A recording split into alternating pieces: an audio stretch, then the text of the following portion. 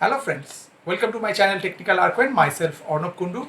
Today I will discuss multi-threading in Python.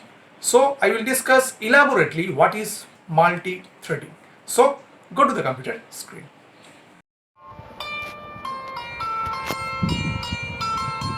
Today I will discuss multi-threading in Python language. Okay. So at first we should know what is thread and what is threading. Okay. Threading is one of the most well-known approaches to attending Python concurrency and parallelism. Okay. Threading is a feature usually provided by the operating system. Threads are lighter than processes and share the same memory space. Okay. Multiple threads within a process share the same data space with the main thread and can therefore share information or communicate with each other more easily than if they were separate processes. Okay. Thread is a lightweight process. Okay. A thread contains all its information in a thread control block or known as TCB. Okay. Information like thread identifier, stack pointer, program counter, thread state, threads register set, parent process pointer, etc. Okay. Multiple threads can exist within one process where each thread contains its own register set and local variables stored in stack. Okay. All threads of a process share global variables stored in heap and the program code. Okay. Multi-threading is defined as the ability of a processor to execute multiple threads concurrently. Okay. So go for an example. Suppose at first we write from threading. So we need this module threading, and suppose here we write import asterisk. Okay. And after what we just write a class. Suppose we provide the class name is hello. Simple. And we extend the thread class. So just write thread. Okay. And put a colon here. And within that class we define the run method. Okay. So just write def run. Okay. And as a statement of the run method, suppose we write for I in range, and suppose we provide the value is 5. Okay. And after we put a colon here, and within the for we are provide a statement, suppose write print and just write hello, this simple word. Okay. And now what happened, we define another class. Suppose we put the class name hi, and also we extend the thread class. Okay. And within that hi class we are provide the run method. So just write def run, and as a statement of that run method we again define a for loop.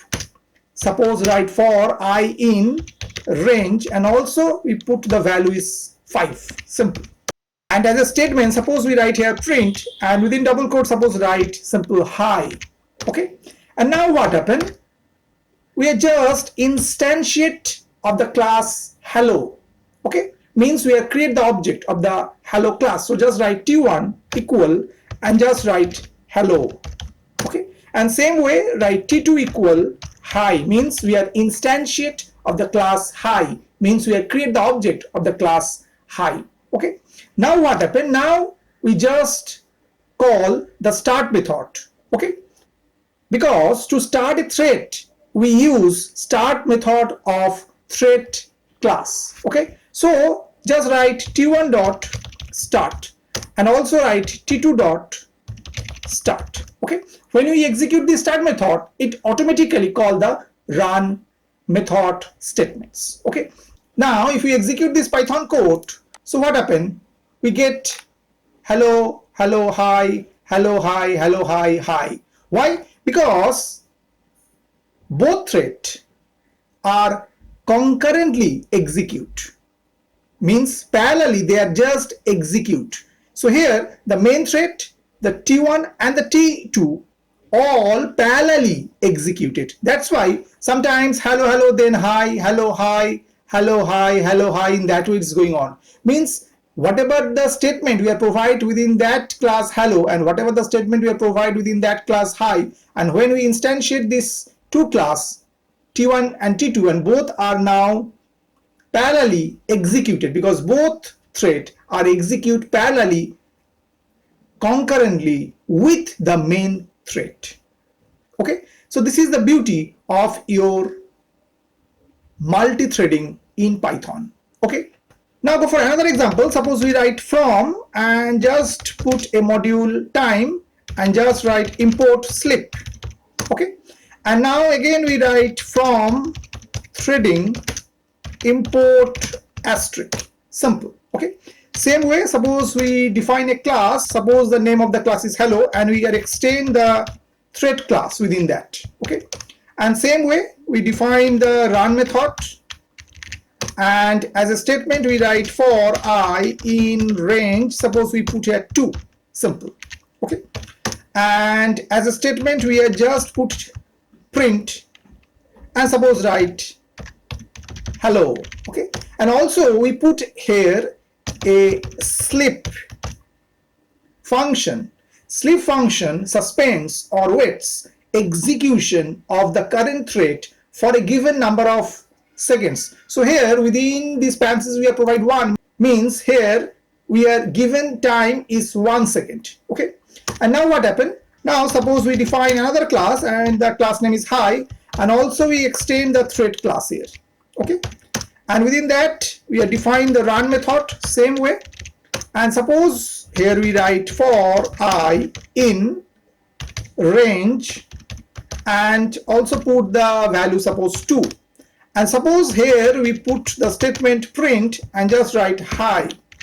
Okay, and suppose here also put the sleep function and we put the time 1 second. Okay, and after that what happened? We just instantiate of the class hello and the hi, means we create the object of both classes hello and hi.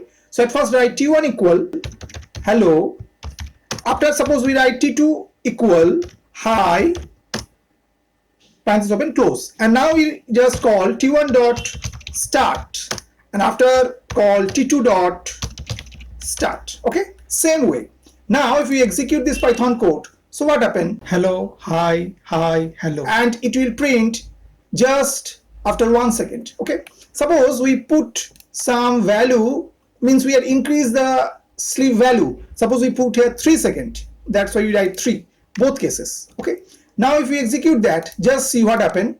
At first hello hi, it just wait for 3 seconds and then it print hello hi. Okay, so that means what happened for your Python code is concerned, when we put the sleep function, so it just suspends or waits the execution of the current thread for a given number of seconds. Okay, so this is also a part of your Python is concerned. Okay, now once the threads start, the current program also keeps on executing. Okay, in order to stop execution of current program until a thread is complete, we use a join method. Okay, so now what happened? We are just right here, suppose T1 dot join and also write T2 dot join, and at last suppose we write within print and suppose right here technical argmin. Okay, now what happened? Actually, as a result, the current program will first wait for the completion of T1 and T2. Once they are finished, the remaining statement of the current program are executed. When we use this join method, as a result, the current program will first wait for the completion of T1 and T2 thread. Okay, once they are finished, the remaining statements of the current program are executed. Okay, so if we again execute this Python code, so what happened? Hello, hi, and waiting for 3 seconds, hi, hello, and waiting for the 3 seconds, and then print technical argmin. Means the print and within double quote technical argmin, this statement, it is a part of your main thread and it will execute when the completion of T1 and T2 will happen. Okay, once they are finished, the remaining statement of the current program are executed. That's why the technical argv prints at last of that. Okay, so this is the examples of your multi-threading in Python. Okay, I hope that you have understood today's topic. For more videos, keep watching my channel Technical Argv. Thank you and bye bye.